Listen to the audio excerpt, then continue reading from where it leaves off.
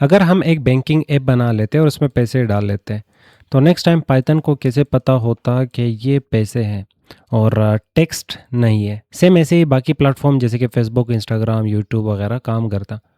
तो वहाँ पे फॉलोअर्स को काउंट करना, सब्सक्राइबर्स को काउंट करना, शेयर्स को काउंट करना, कमेंट्स को काउंट करना, या तो फिर अगर आप कोई गेम खेल रहे हैं तो वहाँ पे आपके स्कोर्स को काउंट करना। तो इन सब के पीछे एक ही चीज़ काम करती है, उसे हम नंबर कहते हैं। और पाइथन के इस लेक्चर में हमने नंबर्स को अच्छे से समझना है ताकि इस टाइप के काम हम इजीली किसी ऐप के इनसाइड परफॉर्म कर सकें। अब क्वेश्चन की तरफ आ जाते हैं, व्हाट इज़ अ नंबर? एक नंबर होता क्या है? अगर मैं 10 लिख लेता हूँ, मोस्टली लोग यही आंसर करेंगे। 100 लिख लेता हूँ, 3.14 लिख लेता हूँ, या तो फिर -50 लिख लेता हूँ। तो ये सब नंबर्स ही है। नंबर्स होते क्या है? पाइथन की दुनिया में ये एक टाइप की वैल्यू है, कोई ऐसे वैल्यू जो कि हम वेरिएबल में स्टोर करते हैं, और इस वैल्यू के ऊपर हम इन फ्यूचर वापस कैलकुलेशन कर सकते हैं।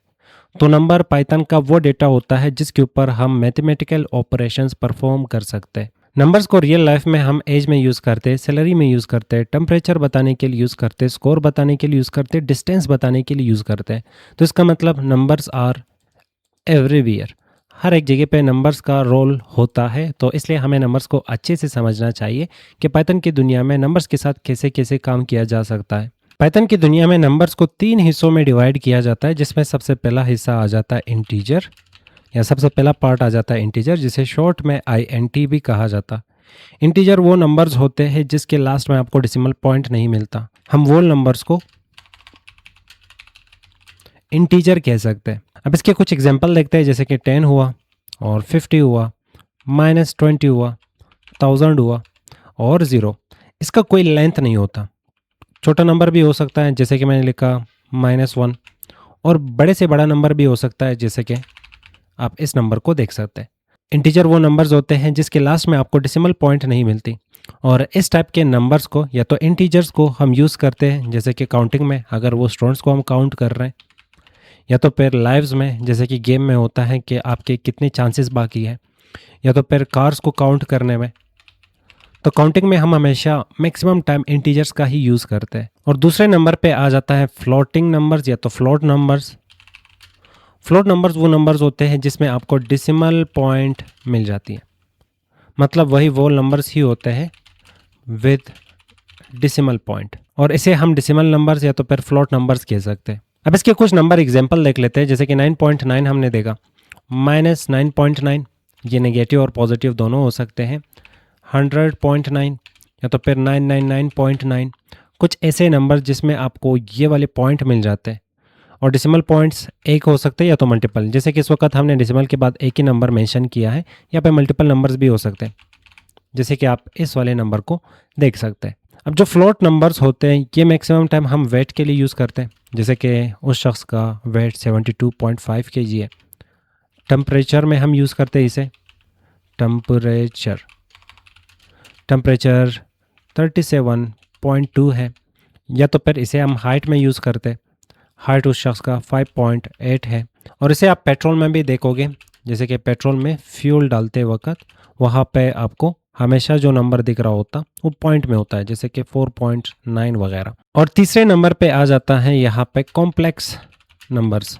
और कॉम्प्लेक्स नंबर्स को ज़्यादातर आप इंजीनियरिंग में देखोगे, इलेक्ट्रिकल इंजीनियरिंग में देखोगे, साइंटिफिक कंप्यूटिंग में देखोगे, या तो फिर सिग्नल प्रोसेसिंग में देखोगे। इसे हम बहुत ही कम यूज़ करते हैं। तो कॉम्प्लेक्स नंबर्स कुछ इस तरह से दिख रहे होते हैं, जैसे कि 5J। पर हाँ, इसमें एक इमेजिनरी पार्ट होता है, जैसे कि ये वाला पार्ट इमेजिनरी पार्ट होता है, और दूसरा रियल पार्ट होता है इसमें, जैसे कि ये होगा रियल नंबर।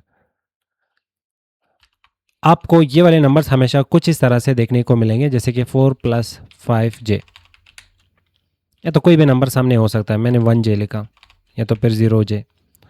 तो हाँ, यहाँ पे एक ही करेक्टर अलाउ होती है जो कि J होगा। J के अलावा कुछ और आप यहाँ पे टाइप करोगे तो उसके बदले आपको एरर मिलेगा। कॉम्प्लेक्स नंबर्स बहुत ज़्यादा कॉमन भी नहीं होता कि आप हर दिन पाइथन लिख रहे हैं, पाइथन का प्रोग्राम्स बना रहे हैं, और उसमें आपको हर दिन नीड पड़ती है इस इमेजिनरी नंबर का।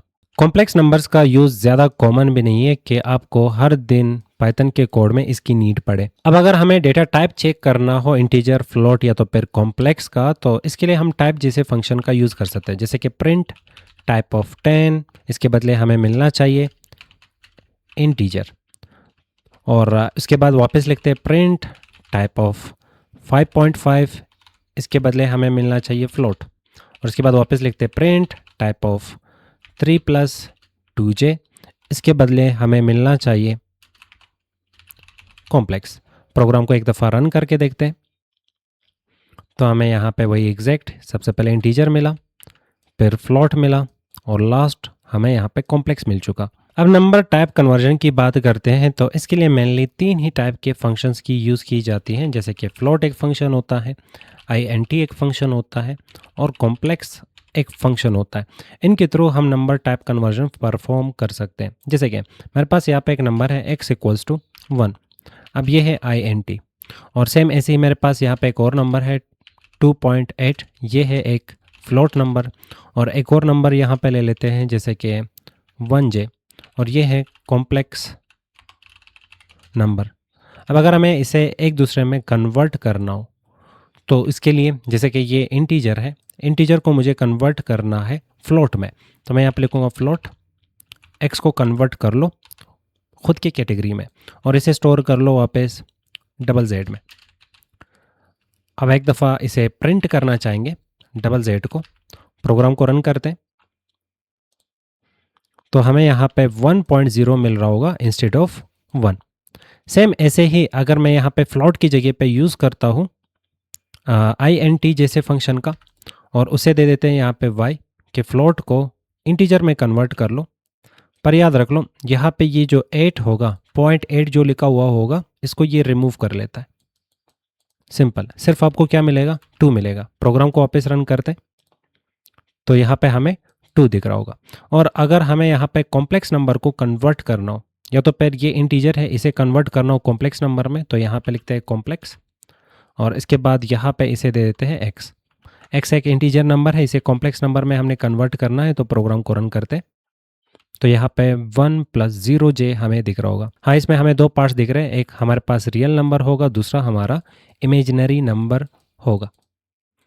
तो इस कैलकुलेशन में एक रियल नंबर और एक इमेजिनरी नंबर मौजूद है।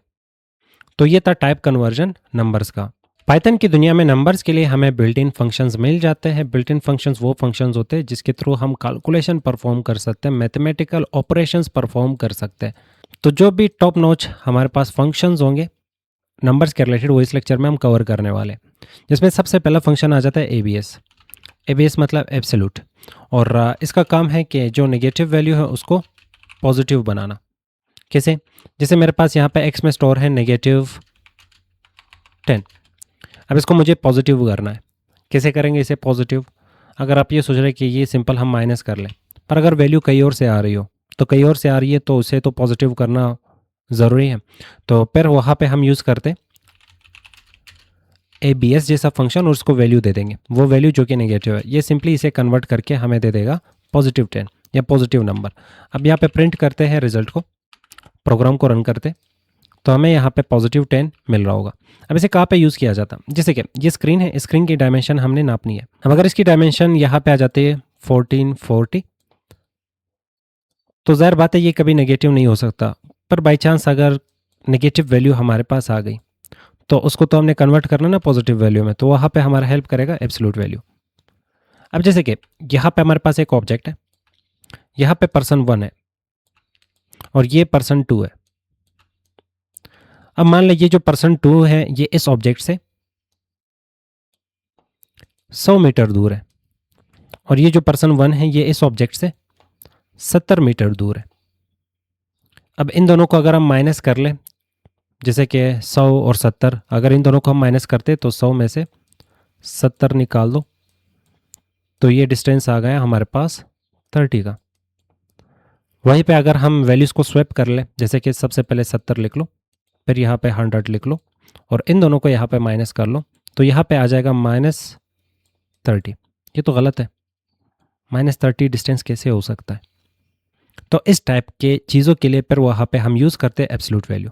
अब मान लो हमारे पास स्क्रीन के ऊपर 2 एलिमेंट्स पड़े हैं, और उन एलिमेंट्स का हमें डिस्टेंस फाइंड करना है कि वो स्क्रीन से कितने दूर है। तो इसके लिए आप इस एग्जांपल को देख लो, जैसे कि हमारे पास एक बटन है UI का, और उसका एक्स पोजीशन जो कि स्क्रीन से 450 पिक्सल्स के फासले में, और सेम ऐसे ही हमारे पास बटन 2 है जिसका एक्स पोजीशन पिक्सल्स की शक्ल में 120 है स्क्रीन से।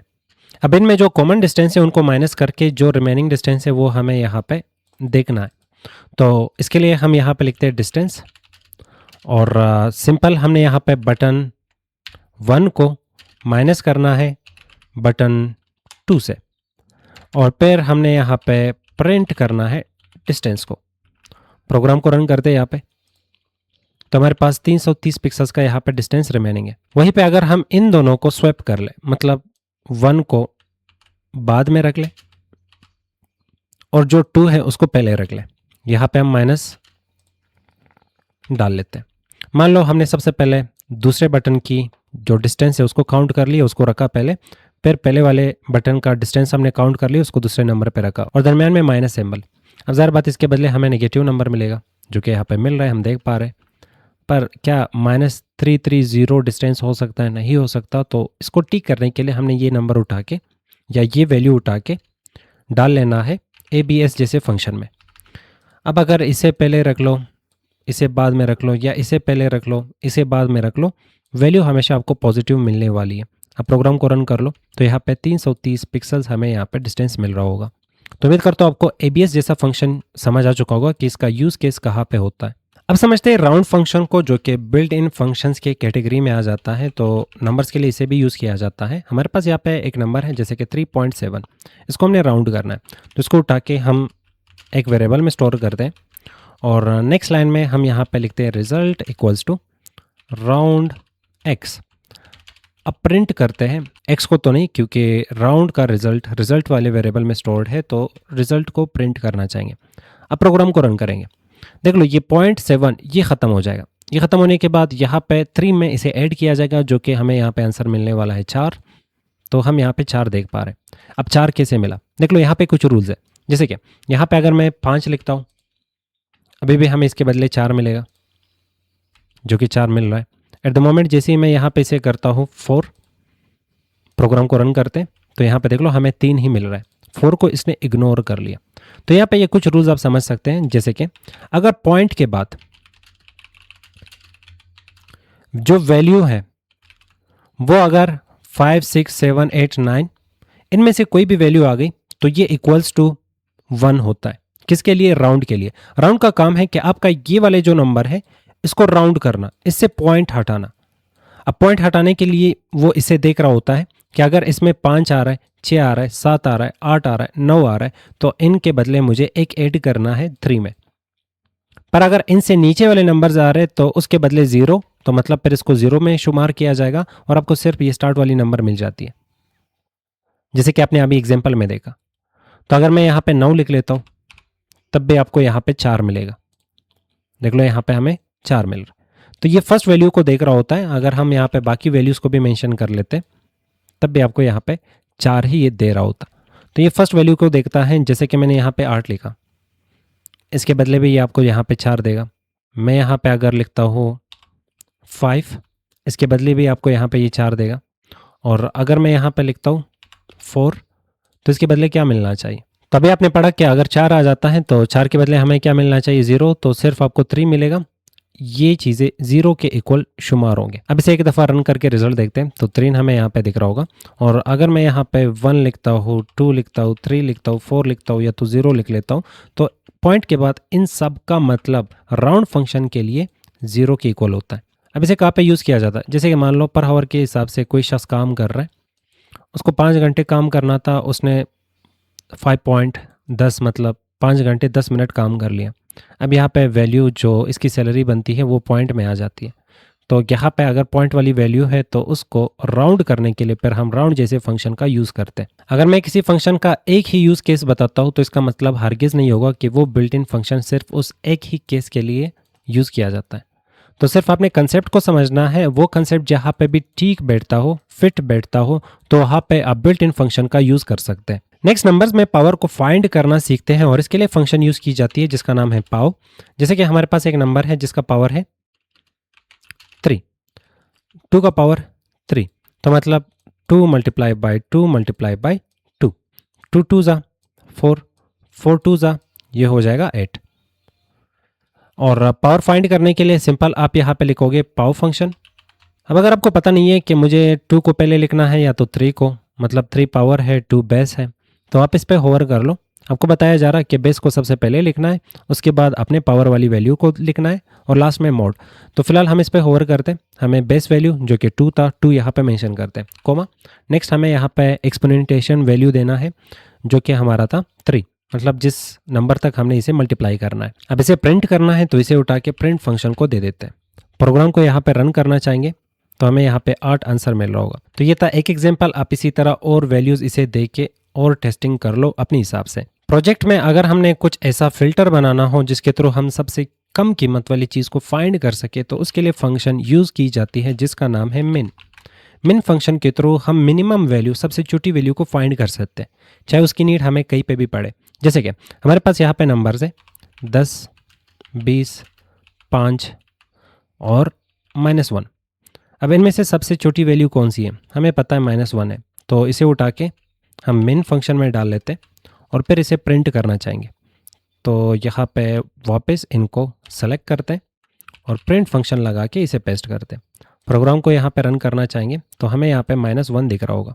सेम ऐसे ही अगर हमने सबसे लार्जेस्ट वैल्यू फाइंड करनी हो, सबसे बड़ी वैल्यू, तो इसके लिए हमारा हेल्प करेगा मैक्स फंक्शन। तो यहाँ पे आ जाएगा मैक्स। अब मैक्स इन नंबर्स में से सर्च करेगा कि सबसे बड़ा नंबर कौन सा है, जो कि ये रहेगा, और यही हमारे लिए ये प्रिंट कर लेगा।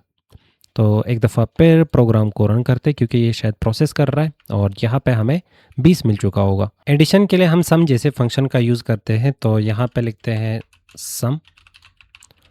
अगर आपके पास बहुत सारे नंबर्स हो, आपने उनको जमा करना है। जैसे कि हमारे पास एक लिस्ट है, नंबर्स की लिस्ट, जिसमें 10 आ रहा है, 20 आ रहा है और 30 आ रहा है। अब इनको जमा करना है हमें।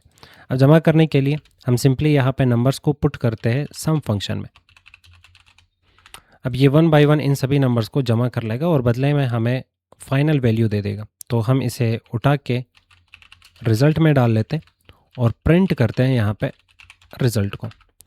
अब यहाँ पे हमें क्या मिलना चाहिए? जैसे कि ये 50 हो जाएगा और ये 60, तो 60 हमें इसके बदले मिलना चाहिए। प्रोग्राम को रन करते तो यहाँ पे हमें 60 मिल रहा होगा। अगर हमें डिवीजन करनी हो और मॉडुलस भी फाइंड करना है तो वहाँ पे हमारा हेल्प करेगा डिव मोड। इसमें 2 फंक्शंस कंबाइन होके आ रहे हैं, एक डिवीजन है और दूसरा मॉडुलस है। मतलब क्या है? डिवीजन मतलब डिवाइड करना। अगर आपके पास 10 है, आपने 10 को डिवाइड कर लिया 2 बंदों पे, तो क्या आ जाएगा? 5 आ जाएगा।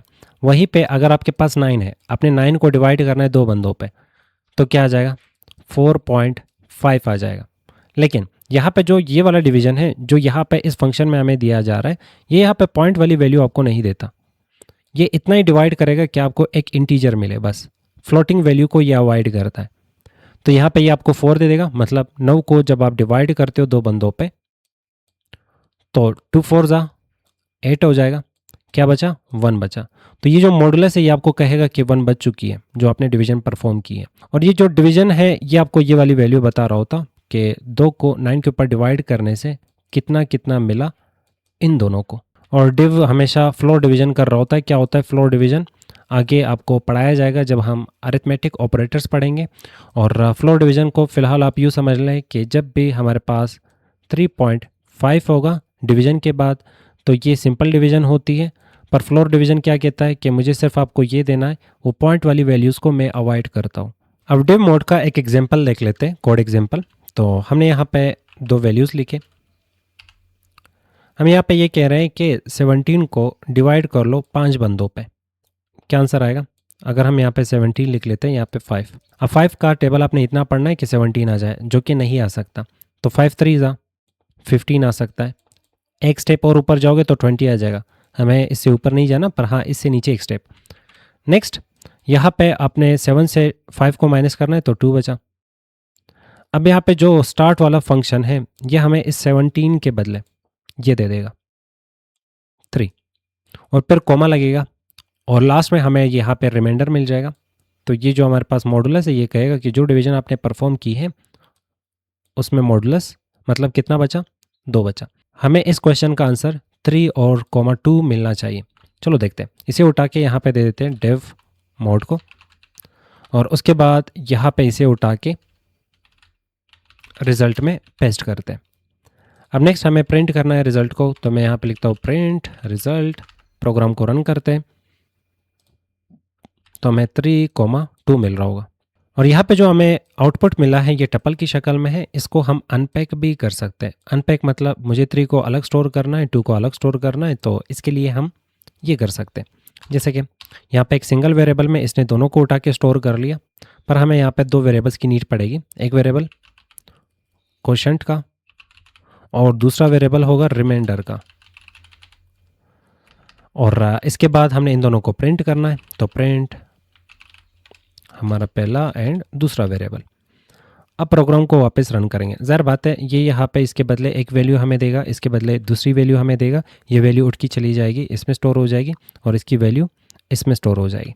अब रन करते इस प्रोग्राम को तो हमें यहाँ पे इंटीजर्स मिल रहे होंगे इंस्टेड ऑफ टपल। अब कभी कभार एप्लीकेशन के वक्त हमें इससे भी ज़्यादा फंक्शंस की नीड पड़ती है, ये फंक्शंस इनफ नहीं होते, तो वहाँ पे पाइथन पर एडवांस मैथमेटिक्स के लिए हमें मॉड्यूल्स दे देता है। मॉड्यूल्स क्या होते हैं? सिंपल आप यूँ समझ लें कि एक टाइप का फाइल है जो कि हमने अपने पाइथन के साथ इंस्टॉल कर लिया है, या पाइथन ने खुद अपने साथ इंस्टॉल कर लिया है, और उसका नाम मैथ है।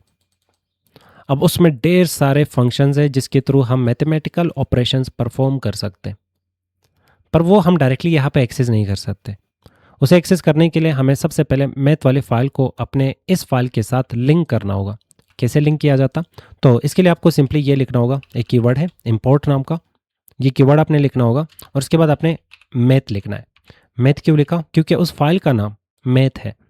बहुत सारे टाइप के फाइल्स होंगे, बाकियों को भी हम एक्सप्लोर कर लेंगे। फिलहाल हमें ये वाला फाइल चाहिए जिसमें मैथमेटिकल ऑपरेशंस मौजूद है, मैथमेटिकल फंक्शंस मौजूद है, ये वाला फाइल हमें चाहिए। तो इसलिए मैंने यहाँ पे मैथ का ही फाइल कॉल किया। अब ये फाइल लिंक हो चुकी है, याद रख लो इसको हमेशा आपने top of the page link करना है। अगर आप इसे नीचे लिंक कर रहे हो और इसमें जो फंक्शंस मौजूद है उसे टॉप पे यूज़ कर रहे हो, तो ज़ाहिर है पाइथन इस तरह लाइन बाय लाइन कोड को रीड करता है, और अगर ये लाइन इंपोर्ट हो रही है लाइन नंबर 11 में और आपने फंक्शन को लाइन नंबर 8 में यूज़ किया है, तो इसके बदले आपको एरर मिलेगा। तो इससे जो भी फंक्शंस आप यूज़ करने वाले हो वो हमेशा इसके नीचे होने चाहिए, ना कि इसके ऊपर। अब मैथ को तो हमने इंपोर्ट कर लिया, नेक्स्ट बारी है कि इसमें से हमने फंक्शंस उठा के यूज़ करना है। कुछ एग्जांपल्स देखने हैं, क्योंकि इसमें बहुत सारे फंक्शंस हैं, सारे तो हम नहीं पढ़ेंगे, पर हाँ इसमें से जो सबसे ज़्यादा यूज़फुल है, जो आपको पता होना चाहिए। तो फिलहाल यहाँ पे सबसे पहला फंक्शन है SQRT नाम का, और इसके थ्रू हम किसी भी नंबर का स्क्वायर रूट फाइंड कर सकते हैं। जैसे कि मैंने इसे 9 दे दिया, कोई ऐसा नंबर बता दो जो कि खुद के साथ मल्टीप्लाई होकर 9 लेके आ सकता हूँ। ज़ाहिर है वो 3 है, 3 का स्क्वायर रूट, 3 जब खुद के साथ मल्टीप्लाई करेगा खुद ही को, तो हमें यहाँ पे आंसर में मिलेगा 9, तो इसका स्क्वायर रूट 9 है।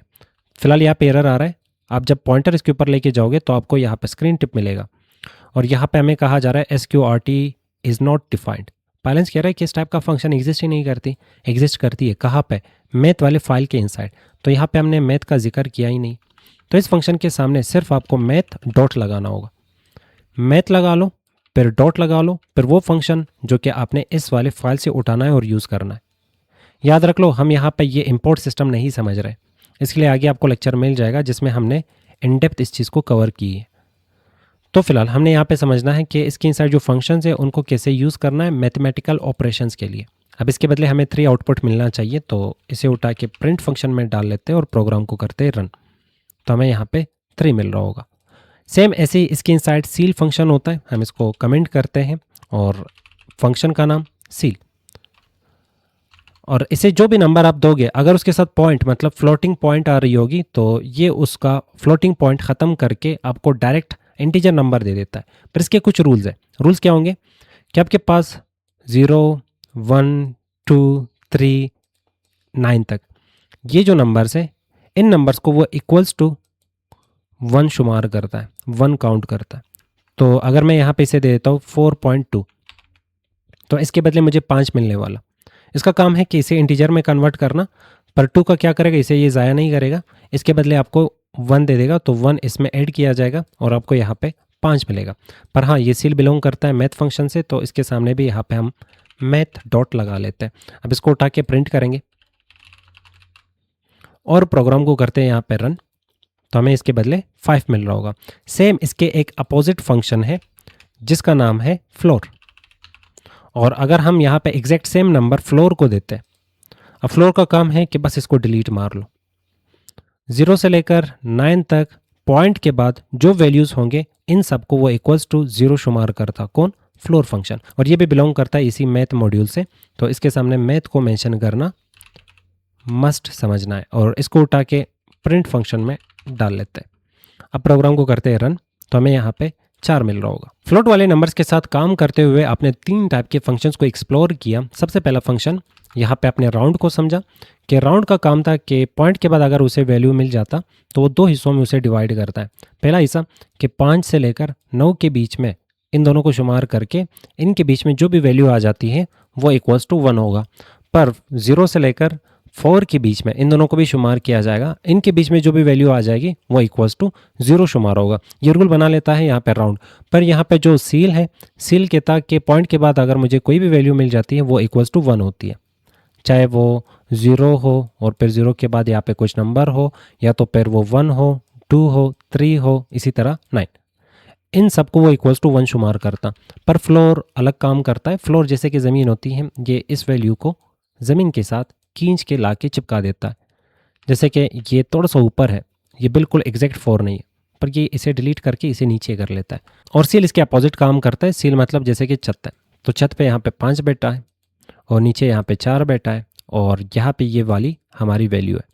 अब इस वैल्यू को नीचे खींचोगे तो ये फ्लोर, और अगर इसे ऊपर खींचोगे तो ये होगा आपके पास सील। कुछ ऐसे आप इसे समझ सकते हैं। एक और इंटरेस्टिंग फंक्शन मैथ के रिलेटेड यहाँ पे समझते हैं जिसका नाम है फैक्टोरियल। तो मैथ जैसी डॉट हम यहाँ पे लगा लेते हैं तो देख लो इसमें बहुत सारे फंक्शंस हैं। तो जब जब हमें इनकी नीड पड़ेगी तब तब हम इनको याद रख सकते हैं या तो फिर टेस्ट कर सकते हैं और यूज़ कर सकते हैं। फिलहाल हम यहाँ पे फैक्टोरियल को कॉल करते। पूरा लिखने की ज़रूरत या हमें याद रखने की ज़रूरत भी नहीं है, तो सिर्फ लगा लो मैथ डॉट FA, फैक्टोरियल आ जाएगा लिस्ट में, आपने इसे सेलेक्ट करना है और इसके बाद इसे कोई भी एक वैल्यू दे दो। जैसे कि मैंने इसे दे दिया 5। अब ये 5 के बदले मुझे 120 दे देगा। अब इसका मतलब क्या है देख लो। फैक्टोरियल में क्या होता है कि आप जो भी वैल्यू इसे दे देते हो वो वैल्यू अपने नेक्स्ट छोटी वैल्यू के साथ खुद को मल्टीप्लाई करेगा। जैसे कि 5 मल्टीप्लाई बाई 4, आंसर क्या आ जाएगा, यहाँ पे आ जाएगा 20। फिर उसके बाद 4 के नीचे वैल्यू 20 मल्टीप्लाई बाई 3, फिर यहाँ पे आ जाएगा 60। अब 3 के नीचे वैल्यू 2 होगी, तो फिर यहाँ पे फाइनल वैल्यू क्या थी, 60 थी। तो यहाँ पे 60 को उठा के इसको मल्टीप्लाई कर लो 2 के साथ, तो हमें आंसर मिल जाएगा यहाँ पे 120। अब इससे नीचे 1 आ जाएगा, तो 120 को मल्टीप्लाई कर लो 1 के साथ, तो आपको आंसर में यहाँ पे 120 ही मिल जाएगा। पर याद रख लो ये 1 से नीचे नहीं जाएगा, क्योंकि फैक्टोरियल में 0 नाम का कुछ होता ही नहीं है। 0 इक्वल्स टू 1 होता है फैक्टोरियल की दुनिया में। अब क्या इसके बदले सच में हमें 120 मिलेगा? चलो इसे टेस्ट करते हैं। तो यहाँ पे प्रिंट फंक्शन लगा के प्रोग्राम को रन करते हैं, तो हमें यहाँ पे 120 मिल रहा है। आप इन सभी फंक्शंस को डिफरेंट टाइप के नंबर्स के साथ खुद ही टेस्ट करोगे तो ये आपके दिमाग में अच्छे से बैठ जाएंगे। पाई की वैल्यू चाहिए तो हमें मैथ डॉट पाई मिल जाता है और इसको उठा के प्रिंट करते हैं तो हमें यहाँ पे पाई की वैल्यू मिल जाएगी। और सेम ऐसे ही ट्रिग्नोमेट्री के रिलेटेड आपको फंक्शंस चाहिए तो आप मैथ डॉट साइन लिख सकते हैं, मैथ डॉट कोस लिख सकते हैं, भाई ठीक से ब्रैकेट्स लगा लो, और मैथ डॉट 10 लिख सकते हैं। अगर हमें रैंडमली ऑपरेशंस करना है, रैंडम ऑपरेशंस के लिए हम यहाँ पे यूज़ कर सकते हैं रैंडम मॉड्यूल्स को। जैसे कि आपके पास यहाँ पे एक मॉड्यूल होता है पाइथन की दुनिया में जिसे हमें इंपोर्ट करने की ज़रूरत पड़ेगी। अगर आप चाहते हैं मुझे 1 से लेकर 10 के बीच में नंबर चाहिए या 100 से लेकर 1000 के बीच में नंबर चाहिए, ऐसे ऑपरेशन की अगर आपको नीड पड़ी तो आप इस मॉड्यूल का यूज़ कर सकते हो। अगर आपने पाइथन को ऑप्शंस दे दिए कि ये ऑप्शन 1 हुआ, ये ऑप्शन 2 हुआ, ये ऑप्शन 3 हुआ, इनमें से कोई एक ऑप्शन चूज़ कर लो रैंडमली, तो रैंडम जैसा मॉड्यूल हमारा इसमें हेल्प कर रहा होता है। तो सबसे पहले इसे इंपोर्ट करते हैं, तो यहाँ पर लिखते हैं इंपोर्ट रैंडम, और नेक्स्ट काम हमने इनमें से कोई फंक्शन उठानी है। तो मैं यहाँ पर लिखता हूँ सबसे पहले रैंडम, फिर डॉट लगा लूँगा।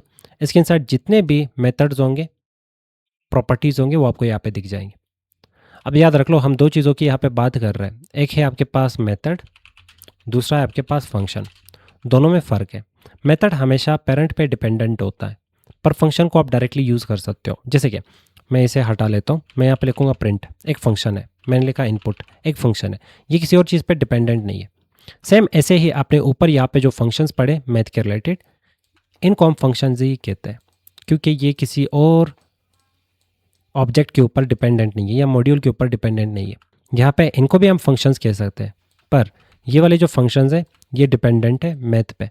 तो हम ये कह सकते हैं कि मैथ का एक मेथड जिसका नाम SQRT, मैथ का एक मेथड जिसका नाम है सील। अगर सिंपल हम कहेंगे सील फंक्शन तो डायरेक्टली आप इसे तो यूज़ नहीं कर सकते, पर पेरेंट का नाम इसमें लेना लाजमी होता है, तो मैथ डॉट सील। तो सिंपल आप कुछ इस तरह से इसे समझ सकते हैं कि अगर किसी फंक्शन के सामने मैंने ऑब्जेक्ट का नाम देखा और उस फंक्शन के सामने मैंने डॉट देखा तो ये फंक्शन मेथड कहलाता है, सिंपल। पर अगर मैंने इसके सामने डॉट और किसी ऑब्जेक्ट का नाम नहीं देखा, डायरेक्ट इसका यूज़ केस देखा, तो फिर उसे हम फंक्शन कहते हैं। तो अब यहाँ पे रैंडम मॉड्यूल का यूज़ करके हम 1 से लेकर 10 तक नंबर जनरेटर को क्रिएट करते हैं। वो 1 से लेकर 10 के बीच में हमें कोई भी एक रैंडम सा नंबर दे सकता है, कभी 9 होगा, कभी 8 होगा, कभी 7 होगा, कभी 5 होगा, कोई भी एक रैंडम नंबर। तो उसके लिए प्रोग्राम कुछ इस तरह से रहेगा। सबसे पहले लिखेंगे रैंडम, फिर डॉट, फिर रैंड INT, मतलब ये रैंड का मतलब होता है रैंडम, INT आप पहले से जानते हो इंटीजर। तो यहाँ पे इसे हमने 2 पैरामीटर्स देने। वो 2 पैरामीटर्स क्या होंगे? सबसे पहले बता दो कि स्टार्ट कहाँ से करना है और फिर बता दो कि एंड कहाँ पे करना है, स्टॉप कहाँ पे होना है। तो मैंने यहाँ पे इसे बता दिया कि स्टार्ट करना है 1 से और स्टॉप होना है 10 पे। दोनों को कोमा से ऑपरेशन से अपने अलग करना है। अब इसे उठा के प्रिंट कर लो। प्रोग्राम को करते हैं यहाँ पे रन। तो यहाँ पे देख लो हमें इस वक्त 1 मिला। प्रोग्राम को वापस रन करते हैं। 3, 10, 1, 3, 5, 9, 4। तो हमें यहाँ पे रैंडम नंबर्स मिल रहे हैं। अब यहाँ पे कोई भी नंबर पुट कर लो जिससे आपने स्टार्ट करना है, और यहाँ पे कोई भी नंबर पुट कर लो जिस पे आपने ख़त्म करना है, स्टॉप होना है और एंड करना है। रैंडम सिलेक्शन के लिए एक दफ़ा पे रैंडम मॉड्यूल का यूज़ करते हैं। जैसे कि मेरे पास यहाँ पे एक लिस्ट है, उसमें 3 लोग मौजूद है। एक है नसीब, दूसरा है यहाँ पे अकरम, तीसरा है यहाँ पे लकी। अब नेक्स्ट मुझे यहाँ पे इनमें से किसी एक रैंडम पर्सन को चूज़ करना है। कैसे करेंगे? तो इसके लिए यहाँ पे इसे उठा के एक फंक्शन को देंगे जिसका नाम है चॉइस। अब ये चॉइस बिलोंग करता है किससे? रैंडम से। तो सामने रैंडम को मेंशन करना हमने नहीं भूलना। काम हो गया। अब इसे उठा के हमने प्रिंट भी तो करना है, तो प्रिंट। अब प्रिंट फंक्शन की इनसाइड कुछ इस तरह से कोड लिखना ये गलत रहता है और बैड प्रैक्टिस कहलाया जाता है। वैसे ये ठीक काम करेगा। मैं यहाँ पे प्रोग्राम को रन करता हूँ तो देख लो एक दफ़ा नसीब आया, फिर नसीब, फिर नसीब, फिर नसीब, फिर अकरम आया, फिर नसीब, लकी आया। तो देख लो ये रैंडमली इनमें से कोई एक नाम चूज़ कर रहा है। अब इस तरह कोड लिखना गलत रहेगा, मतलब बैड प्रैक्टिस। आप एक काम कर लो, यहाँ से लेकर यहाँ तक जो कोड है इनको सेलेक्ट करके एक वेरिएबल में स्टोर कर लो। तो मैं यहाँ पर लिखता हूँ रैंडम पर्सन, और इसे हमने ये कोड दे दी। अब वो रैंडम पर्सन हम यहाँ पे प्रिंट करते हैं। प्रोग्राम को रन करेंगे तो वही एग्जैक्ट हमें यहाँ पे आंसर मिलने वाला। ये वाला जो कोड है ये क्लीन है, रीडेबल है हमारे पहले वाले कोड से। पाइथन में जब हम नॉन इंटीजर मतलब फ्लोट जैसे नंबर्स के साथ काम करते हैं, जैसे कि 0.70, इसको जमा किया जाए 1.05 के साथ, तो इसको स्टोर करने का जो प्रोसेस है वो पाइथन को शायद कन्फ्यूज़ कर लेता है। तो इसलिए कभी कभार हमें अनएक्सपेक्टेड रिजल्ट इसका मिल जाता है। तो अगर आप कोई ऐसा एप्लीकेशन बना रहे हो जिसमें ये डेसिमल वाली वैल्यू बहुत ज़्यादा मैटर कर रहा है, तो फिर डायरेक्टली ये कम हम पाइथन को नहीं दे सकते। इसके लिए एक मॉड्यूल होती है जिसे हम इंपोर्ट कर सकते हैं। आपने लिखना है इंपोर्ट और लिख लो डेसिमल। इस मॉड्यूल को इंपोर्ट करने के बाद नेक्स्ट आपने लिखना है डेसिमल, डॉट लगा लोगे तो इसमें आपको डेसिमल नाम का एक फंक्शन मिल जाएगा। अब याद रख लो मेथड और मॉड्यूल दोनों का नाम बिल्कुल सेम है, इसमें कंफ्यूज मत होना। यहाँ पे सिर्फ मॉड्यूल का डी छोटी बीसी में आ रहा है, पर मेथड का डी कैपिटल आ रहा है। उसके बाद हमने यहाँ पे स्ट्रिंग के फॉर्म में इसे नंबर्स देने, जैसे कि हमारा पहला नंबर था 0.70 और इसका डुप्लीकेट उठा के यहाँ पे हमने 1.05 इसे दे देना। अब इन दोनों के ऊपर ऑपरेशन करना है, तो मैं इसे स्टोर करता हूँ जैसे कि x, और यहाँ पे इसे स्टोर करते हैं y में। अब इन दोनों को मुझे आपस में मल्टीप्लाई करना है या तो जमा करना है, तो हम यहाँ पे लिख सकते हैं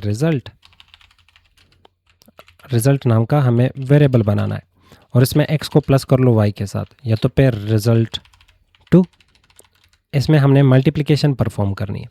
अब प्रिंट करना है मुझे रिजल्ट को, तो यहाँ पर लिखते हैं रिजल्ट, जो कि सबसे पहले प्लस करेगा, और यहाँ पे 1.75 आ चुका है आंसर। और उसके जस्ट बाद हमें यहाँ पे मल्टीप्लिकेशन को प्रिंट करना है, तो यहाँ पे मैं 2 दे देता हूँ, इसे रिजल्ट 2 को प्रिंट किया जाए और यहाँ पे हमें ये आंसर मिल जाएगा। तो जब भी आप डेसिमल जैसे वैल्यूज़ के साथ काम कर रहे हो तो आप कुछ इस तरह से इंपोर्ट कर सकते हो डेसिमल जैसे मॉड्यूल का, और इसे आपने स्ट्रिंग की शक्ल में अपने नंबर्स दे देने हैं जो कि फ्लोटिंग मतलब डेसिमल पॉइंट के साथ होंगे, और इसके ऊपर ऑपरेशन करना बहुत ज़्यादा आसान हो जाता है पाइथन के लिए जब आप इस मॉड्यूल का यूज़ करते हो। अगर मैं आपसे कह दूं कि 1 से लेकर 1000 तक आप नंबर्स को प्रिंट कर लो, तो क्या आप कुछ इस तरह से इसे प्रिंट करोगे? नहीं, आप इसके लिए एक शॉर्टकट तरीका देखोगे। जैसे कि आप ऐसे तो नहीं करने वाले कि प्रिंट 1, फिर प्रिंट कर लो 2 को, फिर प्रिंट कर लो 3 को, फिर प्रिंट कर लो 4 को, फिर उसके बाद प्रिंट कर लो 5 को, और इसी तरह आप चलते जाए। तो इसमें आपको बहुत ज़्यादा टाइम लगेगा। पर इसके लिए हमें एक शॉर्टकट तरीका मिल जाता है। पाइथन की दुनिया में एक इनबिल्ट फंक्शन होती है जिसका नाम है रेंज, और रेंज का काम है हमें नंबर्स जनरेट करके देना। तो इसे मैं नंबर जनरेटर भी कहता हूँ। पर याद रख लो, ये रैंडम नंबर्स आपको नहीं देता, ये सीक्वेंस में आपको नंबर्स दे रहा होता। सीक्वेंस मतलब जैसे कि 1 से लेकर आपको 10 तक नंबर चाहिए, तो स्टेप बाय स्टेप ये सारे नंबर्स प्रिंट कर लेगा। पर इसमें एक चीज़ जो कि आपको याद रखनी, इसमें स्टॉप वैल्यू हमेशा इंक्लूड नहीं होती। मतलब जैसे कि मैंने इसे कहा कि 0 से लेकर 10 तक मुझे वैल्यूज़ दे दो, नंबर्स दे दो, तो ये 10 प्रिंट नहीं करेगा, ये 9 पे स्टॉप हो जाएगा। 10 से पहले पहले ये स्टॉप हो जाएगा, तो इसका यहाँ पे प्रिंटिंग नंबर होगा 9, ना कि 10। पर अगर 10 इसमें इंक्लूड करना है तो 0 से लेकर 11 बता दो, ये 11 से पहले स्टॉप हो जाएगा, 11 से पहले क्या आ जाएगा? 10। अब इसका साइंटिक्स देख लेते हैं। तो सिंपल सा साइंटिक्स है, इसमें आपको 3 ही चीज़ें याद रखने हैं रेंज में। सबसे पहले यहाँ पे आ जाएगा स्टार्ट, कि आपको स्टार्ट कहाँ से लेना है नंबर्स का। फिर आ जाएगा यहाँ पे स्टॉप, कि आपको स्टॉप कहाँ पे करना है। और फिर आ जाएगा यहाँ पे स्टेप। स्टेप का सिंपल मतलब कि आपको स्टेप कितना लेना है। जैसे कि हमारे पास यहाँ पे ये नंबर्स है।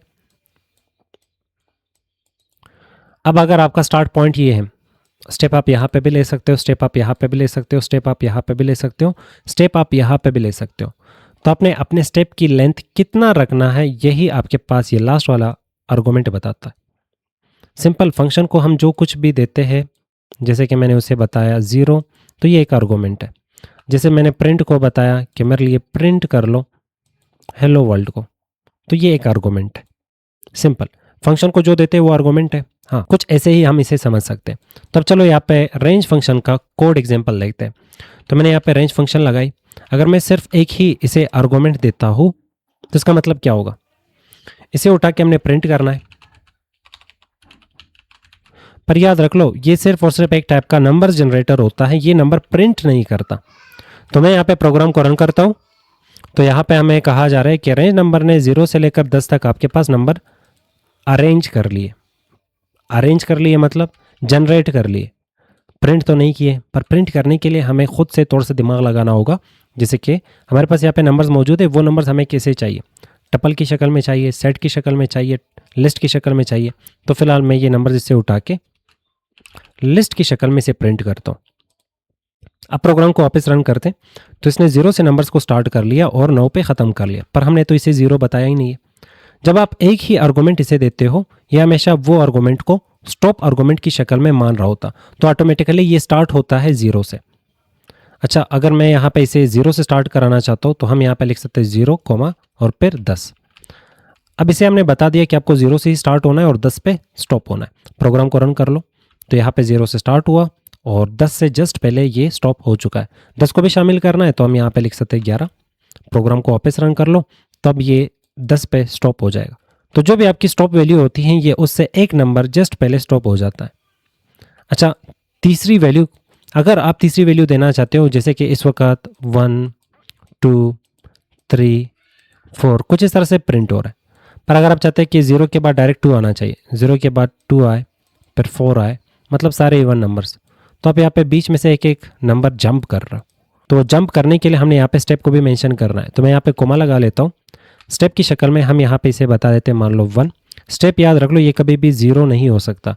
अगर आप यहाँ पे इसे 0 दोगे, कि स्टेप आपको लेना ही नहीं है, तो ये आगे कैसे बढ़ेगा, ये 11 तक कैसे पहुँचेगा? प्रोग्राम को रन कर लो।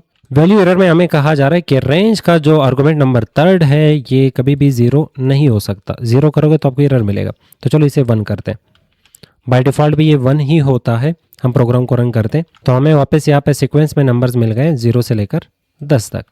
और वहीं पे अगर हम 2 बताते हैं इसे, तो ये एक एक नंबर को यहाँ पे स्किप करेगा। जैसे कि 0 के बाद आ रहा है 2, 2 के बाद 4, 4 के बाद 6, 6 के बाद 8, 8 के बाद 10, मतलब एक एक स्टेप ये बीच में से स्किप कर रहा है। वहीं पे अगर हम इसे बता दें 3, तो आप 2-2 स्टेप्स बीच में से स्किप होंगे।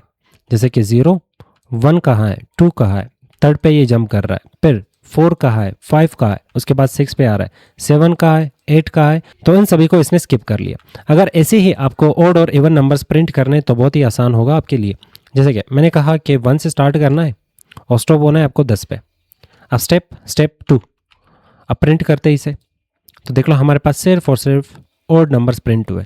इवन नंबर्स प्रिंट करने तो मैं यहाँ पे इसे कहूँगा कि आपको यहाँ पे स्टार्ट लेना है 0 से, बस सिंपल यही कहूँगा, 0 से स्टार्ट ले लो। इस दफ़ा प्रोग्राम को रन करते तो देख लो यहाँ पे हमारे पास इवन नंबर्स प्रिंट हुए। अगर आपने इसे उल्टा स्टार्ट करना है, उल्टा भी स्टार्ट कर सकते हैं। जैसे कि मेरे पास इस वक्त जो नंबर्स हैं वो 0 से स्टार्ट होंगे और 10 पे ख़त्म होंगे। प्रोग्राम को रन करते तो 0 पे स्टार्ट हुए और 10 पे ख़त्म, मतलब 10 पे स्टॉप हो गए, ये आप समझ सकते हो। और अगर मैं इसे उल्टा चलाना चाहता हूँ तो मैं यहाँ पे कह दूंगा कि आपको इस दफ़ा 10 से स्टार्ट होना है और स्टॉप कहाँ पे होना है, 0 पे। पर ये ऐसे काम नहीं करेगा। अगर हमें इसे उल्टे की तरफ लेके जाना है तो इसके लिए आपने स्टेप्स को मस्ट शामिल करना है। जैसे कि मैं यहाँ पे प्रोग्राम को रन करूँगा तो मुझे एक खाली लिस्ट मिल रही है। पहले हम यहाँ पे बता रहे थे कि आपने 1 मतलब एक स्टेप, ये पॉजिटिव स्टेप है, मतलब ये आगे की तरफ जाएगा। पर हमें उल्टे की तरफ लेके जाना है तो हमने यहाँ पे -1 बताना है। अब प्रोग्राम को वापस रन कर लो तो हमें 10, 9, 8, 7, 6, 5, 4, 3, 2, 1, 0 भी इसमें शामिल करना है तो हम यहाँ पे -1 बता सकते हैं। एक -1 स्टॉप वैल्यू है, हमने कहा किस पे आपको स्टॉप होना है, और दूसरा -1 स्टेप है, हमने इसे कहा कि आपको उल्टा चलना है। प्रोग्राम को रन करते तो हमें कुछ इस तरह से यहाँ पे रिजल्ट मिल रही होगी। और अगर हम यहाँ पे इसे दे देते हैं 2 तो ज़ाहिर बात है बीच का एक स्टेप स्किप हो जाएगा। और वैसे ही अगर हम यहाँ पे इसे बता देते हैं 3 तो बीच के 2 स्टेप्स ये स्किप कर लेगा। रेंज जैसे फंक्शन को हम बैंक के इंटरेस्ट में, काउंटडाउन में, लूप्स में, मल्टीप्लिकेशन के टेबल में, odd numbers, even numbers, password generator, automation में, डेटा एनालिसिस में, एआई में, मशीन लर्निंग में, वेब स्क्रैपिंग, वेब डेवलपमेंट और डेस्कटॉप के एप्स में आप इसका यूज केस सबसे ज़्यादा देखने वाले हो। अब रेंज फंक्शन आपको जितना अच्छा आता होगा उतने ही अच्छे से आप इसके रिलेटेड काम कर पाओगे एप्लीकेशन के इनसाइड। तो सबसे पहले यहाँ पे स्लाइसिंग समझते हैं। स्लाइसिंग कैसे की जाती है रेंज फंक्शन के थ्रू। तो मैंने यहाँ पे नंबर नाम का वेरिएबल बना के रेंज फंक्शन के थ्रू 0 से लेकर 10 तक इसमें नंबर स्टोर कर लिए। अब हमें पता है 10 इसमें शुमार नहीं होगा, पर हाँ 9 पे ये स्टॉप हो जाएगा, पर स्टार्ट 0 से होगा। चलिए ठीक है, इसमें से अगर किसी इंडेक्स के बेस पे मुझे कोई नंबर चाहिए वो मैं इससे निकाल सकता हूँ ईजिली। कैसे? यहाँ पे हम लिखेंगे नंबर, आपका दूसरे इंडेक्स पे जो भी नंबर होगा वो मुझे दे दो, और इसके बाद इसे प्रिंट करते हैं। अब जाहिर है इंडेक्स नंबर हमेशा 0 से स्टार्ट होती है और फिर इस लेंथ तक चली जाती है, जैसे कि 9 तक ही जा सकती है। तो ये 0 0 इंडेक्स पे है, 1 1 इंडेक्स पे है, 2 2 इंडेक्स पे है, इसी तरह 3 3 इंडेक्स पे होगा। ऐसा ही है बिल्कुल। तो 2 के बदले क्या मिलेगा? ये 2 मिलेगा। प्रोग्राम को रन करके देखते हैं तो हमें यहाँ पे 2 आंसर मिल रहा होगा। पर वहीं पे अगर मैं इसका स्टार्ट चेंज करता हूँ, मैंने कहा कि आपका स्टार्ट होना चाहिए 3, तब ये 3 से स्टार्ट है, फिर आ जाएगा 4, फिर आ जाएगा 5, फिर आ जाएगा 6, 7, 8 और 9। अब इंडेक्स नंबर 0 1 2 3 4 5 और 6। अब 2 इंडेक्स पे कौन आ रहा है? 2 इंडेक्स पे 5 आ रहा है, तो क्या प्रिंट होना चाहिए? 5 प्रिंट होना चाहिए। तो ये था आपके पास सबसे पहले इंडेक्स नंबर के बेस पे इसमें से कुछ निकालना। अब स्लाइसिंग की बात करते हैं। ये भी एक स्लाइस था, मतलब हमारे पास नंबर्स थे यहाँ से लेकर यहाँ तक। तो मैंने कहा ये वाला टुकड़ा मुझे चाहिए, एक टुकड़ा मैंने इसे उठाया, तो ये स्लाइसिंग थी। अगर मुझे एक से ज़्यादा टुकड़े इसके चाहिए होंगे, 3 टुकड़े 4 टुकड़े चाहिए होंगे। अब स्लाइसिंग में अगर हमें रेंज चाहिए होगा, मतलब सब रेंज, ये तो भी आपके पास रेंज है जो कि 3 से स्टार्ट हो रहा है और 10 पे ख़त्म हो रहा है। तो मैं यहाँ पे इसे करता हूँ 0, और इसके इनसाइड से हमें एक और रेंज, छोटा सा रेंज निकालना होगा। जैसे कि ये बड़ा रेंज है, उससे हमने ये छोटा सा टुकड़ा निकालना है। तो फिलहाल हमने एक टुकड़ा निकालना इसे सीखा। अब इससे मल्टीपल टुकड़े और एक रेंज के फॉर्म में वापस नंबर्स निकालना इस रेंज से, उसके लिए हम यहाँ पे प्रिंट फंक्शन लगाते हैं। और मैंने यहाँ पे कहा नंबर, आप में से जो नंबर स्टार्ट होते हैं 0 से, मुझे 0 इंडेक्स को छोड़ के 3 इंडेक्स से नंबर दे दो, और फिर इसे 7 तक, 3 से लेकर 7 तक मुझे नंबर दे दो, एक रेंज दे दो इस रेंज में से। अब प्रोग्राम को वापस करते हैं रन। तो हमें यहाँ पे 3 और 7 ये दे रहा है, पर हमने यहाँ पे इसे कन्वर्ट नहीं किया लिस्ट में, तो इसे उठा के कन्वर्ट करते लिस्ट में। प्रोग्राम को वापस रन करेंगे तो 3 4 5 6 हमें ये 4 नंबर्स मिल चुके हैं। और हाँ, हमने 7 बताया तो 7 इसकी स्टॉप वैल्यू थी। पर अगर 7 ना बताते तो याद रख लो, 3 आपने तो स्टार्ट बता दिया, पर इसका ख़त्म 9 पे होता है, तो ये 9 पे ऑटोमेटिकली स्टॉप हो जाएगा। अब प्रोग्राम को रन कर लो तो देख लो ये 9 पे स्टॉप हो चुका है। अगर इसके अपोजिट हम करते हैं, जैसे कि मैंने यहाँ पे इसको स्टार्ट नहीं बताया पर हाँ एंड बता दिया, जैसे कि मैंने 7 बता दिया। अब स्टार्ट कहाँ से हो रहा है, 0 से, तो ऑटोमेटिकली ये 0 से स्टार्ट होगा और फिर 7 पे रुक जाएगा। प्रोग्राम को रन करते तो 0 से स्टार्ट है, 7 पे रुक गया और फाइनल आउटपुट हमें यहाँ पे 6 मिल चुकी है। तो ये थी कहानी स्लाइसिंग की कि आप कैसे स्लाइसिंग कर सकते हो अपने रेंज फंक्शन से। अगर आपको मेंबरशिप टेस्ट करनी है, जैसे कि कोई नंबर रेंज में एग्जिस्ट करती है या नहीं, तो इसके लिए हम यहाँ पे एक इन नाम का कीवर्ड का यूज़ कर सकते हैं। जैसे कि मेरे पास यहाँ पे नंबर्स होंगे और वो नंबर्स रेंज हमारे लिए जनरेट करेगा जो कि 0 से स्टार्ट होंगे और 10 पे ख़त्म होंगे, और मुझे यहाँ पे दो स्टेप्स चाहिए, मतलब सिर्फ A1 नंबर्स होंगे। और नेक्स्ट लाइन में मैं यहाँ पे कह रहा हूँ प्रिंट कर लो और एक दफ़ा चेक कर लो क्या 6 इन नंबर्स है, और सेम ऐसे ही हम यहाँ पे 7 भी चेक करा सकते हैं। अब ज़ाहिर बात है ये वाली जो रेंज है ये सिर्फ और सिर्फ हमें वो नंबर्स प्रिंट करके दे देगा जो कि 1 होंगे, तो इसके बदले हमें फॉल्स मिलेगा, पर इसके बदले हमें ट्रू। प्रोग्राम को रन करके देखते हैं, देख लो पहले के बदले हमें यहाँ पे ट्रू मिला क्योंकि 6 इसमें एग्जिस्ट करती है, पर फॉल्स क्योंकि 7 इसमें एग्जिस्ट नहीं करती। तो इन जैसे कीवर्ड के थ्रू हम इजीली फाइंड कर सकते कि क्या इसका एग्जिस्टेंस है इस वाले लिस्ट में। अगर है तो ये इसके बदले हमें ट्रू दे देगा, अगर नहीं है तो इसके बदले हमें ये फॉल्स दे देगा, जैसे कि इस केस में हमने फॉल्स देखा। रेंज फंक्शन का हम लेंथ भी फाइंड कर सकते हैं, तो लेंथ फाइंड करने के लिए लेंथ जैसा फंक्शन हमें आना चाहिए, पर हाँ ये टेक्स्ट के ऊपर भी अप्लाई होती है, पर फिलहाल हम यहाँ पे रेंज फंक्शन के साथ इसे यूज़ करते देखेंगे। इन दोनों लाइन्स को मैं कमेंट करता हूँ और नेक्स्ट लाइन में हम यहाँ पे print lane of numbers, simple आपने ये लिखना है। लेन एक फंक्शन है जो कि हमें इस वाले वेरिएबल का लेंथ बताएगा कि इसके इनसाइड कितने नंबर्स एग्जिस्ट करते हैं। प्रोग्राम को रन करेंगे तो हमें कहा जा रहा है 5 क्यों, क्योंकि हम बीच में एक एक स्टेप को स्किप कर रहे हैं। पर अगर मैं यहाँ पे इसे ख़त्म करता हूँ, अब प्रोग्राम को वापस रन करेंगे तो हमें कहा जा रहा है 10 कि ओवरऑल आपके पास 0 से लेकर 9 तक नंबर प्रिंट होंगे और ये टोटल नंबर्स आपके पास 10 है।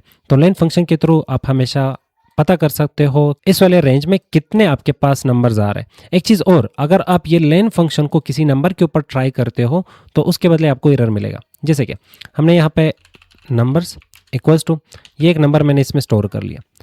अब नेक्स्ट मैं यहाँ पे प्रिंट करता हूँ नंबर्स की लेंथ को। इनबिल्ट फंक्शन है, याद रख लो, इसे किसी और मॉड्यूल की नीड नहीं है।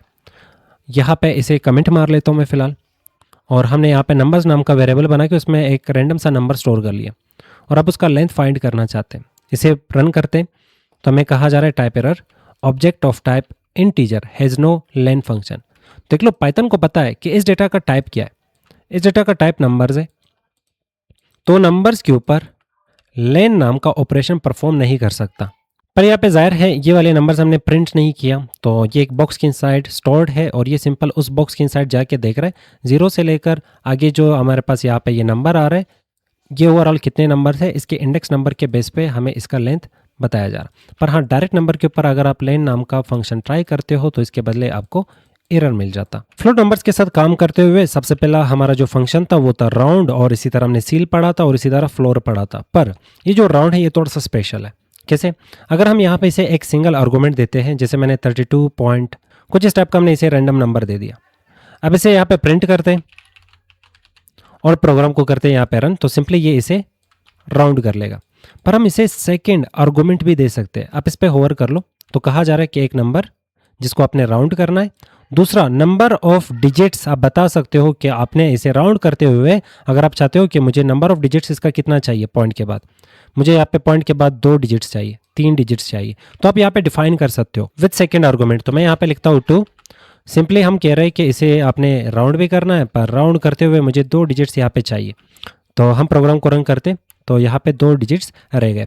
एक चीज़ जो कि आपको यहाँ पे याद रखनी है, अगर मैं यहाँ पे इसे कोई ऐसा नंबर दे देता हूँ जैसे कि 3.99999, तो ये आपके पास 100% इक्वल्स टू 1 होता है। तो सिंपली प्रोग्राम को रन करोगे तो इसके बदले देख लो हमें 4 मिल रहा है।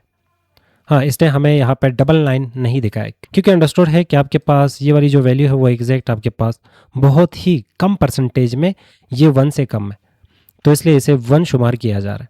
पर अगर मैं यहाँ पे इसे देता हूँ ये नंबर अब प्रोग्राम को वापस रन करते हैं तो देख लो हमें यहाँ पे 2 डिजिट्स दिख रहे होंगे। और इसी तरह सेम अगर मैं यहाँ पे इसे देता हूँ ये वाला नंबर, अब प्रोग्राम को वापस रन करते हैं तो 3.5 इसके बदले हमें यहाँ पे मिल रहा होगा। तो इन चीज़ों का कुछ इस तरह से आप ख्याल रख सकते हो कि हाँ, राउंड में आप दूसरा आर्गुमेंट भी दे सकते हो जिसके थ्रू आप डिफाइन कर सकते हो कि पॉइंट के बाद आपको कितने डेसिमल नंबर्स देखने हैं। डेसिमल नंबर्स के साथ काम करते हुए हमें यहाँ पे फॉर्मेटेड स्ट्रिंग टाइप एक सिंटैक्स मिल जाता है जिसके थ्रू भी हम यही एग्जैक्ट काम कर सकते हैं फ्लोटिंग वाले नंबर्स के साथ। कैसे? यहाँ पे देख लो हमारे पास एक वेरिएबल है नम नाम का और इसमें एक वैल्यू आ रही है 9 पॉइंट कुछ रैंडम सी नंबर। और नेक्स्ट हम यहाँ पे print with the help of formatted string. Formatted string क्या होता है नेक्स्ट लेक्चर में हम इसे कवर कर लेंगे। फिलहाल यूँ समझ लो, स्ट्रिंग के सामने अगर आप एफ लगा लेते हो तो ये फॉर्मेटेड स्ट्रिंग होती है। नेक्स्ट इसके इनसाइड आपको करली ब्रेसेस यूज़ करने होंगे। करली ब्रेसेस के थ्रू हम यहाँ पे वेरिएबल को कॉल कर सकते हैं। तो मैं यहाँ पे नम लिखूंगा और इसके बाद कॉलन यूज़ करेंगे, फिर डॉट यूज़ करेंगे। ये 2 सिंबल्स मस्ट है, कॉलन और डॉट आपको लगाना है। उसके बाद आप यहाँ पे बता सकते हो कि नम के आगे जो डेसिमल के बाद वैल्यूज़ आ रहे हैं वो आपको कितने देख रहे हैं। मैंने यहाँ पे लिखा 2। उसके बाद एफ भी लगाना है। एफ के थ्रू आप बता रहे हो कि 2 फ्लोटिंग वैल्यूज़ मुझे यहाँ पे दिखा दो नम के जस्ट आगे। अब अगर हम प्रोग्राम को वापस रन करते हैं तो 9 के बाद जो मल्टीपल डेसिमल वैल्यूज़ थे उसमें से सिर्फ और सिर्फ हमें यहाँ पे 2 ही वैल्यूज़ दिख रहे हैं। तो आप इस सिंटैक्स को फॉलो करके भी आप यहाँ पे फ्लोटिंग वैल्यूज़ के साथ खेल सकते हैं। नंबर्स की दुनिया में वन लास्ट थिंग जो कि हम यहाँ पे डिस्कस करना चाहेंगे, जैसे कि आपने मैथ्स में स्कूल में पढ़ा होगा, ये ई नंबर के साथ यूज़ होते साइंटिफिक नंबर्स। और ये जो ई है ये आपके पास इंडिकेट करता है पावर ऑफ 10 का। जैसे कि मेरे पास यहाँ पे एक नंबर है, ये बड़ा सा नंबर, इसको मैं शॉर्ट कुछ इस तरह से लिख सकता हूँ। 32 लिखूंगा, ई लगा लूँगा और इसके बाद यहाँ पे ये 0 मुझे काउंट करने, 1 2 3 4 5 5 है तो यहाँ पे हम 5 लगा लेंगे। अब यहाँ पे लेंथी नंबर था, इसको हमने शॉर्ट कर लिया with the help of scientific notation. अब इसको उठा के प्रिंट करते